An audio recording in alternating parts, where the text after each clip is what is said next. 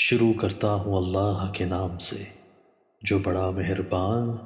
اور نہایت رحم کرنے والا ہے۔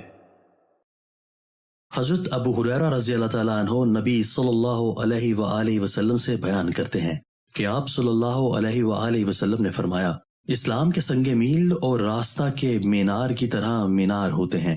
ان میں سے یہ ہیں: اللہ پر ایمان لانا، اس کے ساتھ کسی کو شریک نہ کرنا، نماز قائم کرنا، زکوٰۃ ادا کرنا، رمضان کے روزے رکھنا، بیت اللہ کا حج کرنا، نیکی کا حکم دینا، برائی سے منع کرنا، اپنے گھر والوں کو سلام کہنا جب تم گھر میں داخل ہو، اور جب تم اپنی قوم کے پاس سے گزرو تو انہیں سلام کہنا۔ جس نے ان میں سے کسی چیز کو چھوڑ دیا اس نے اسلام کا ایک حصہ چھوڑ دیا، اور جس نے ان سب کو چھوڑ دیا اس نے اسلام کو پسے پشت ڈال دیا۔ دوستو، اللہ تعالی ہمیں ان احادیث مبارکہ پر عمل کرنے اور اپنی زندگیوں کو سنوارنے کی توفیق عطا فرمائے۔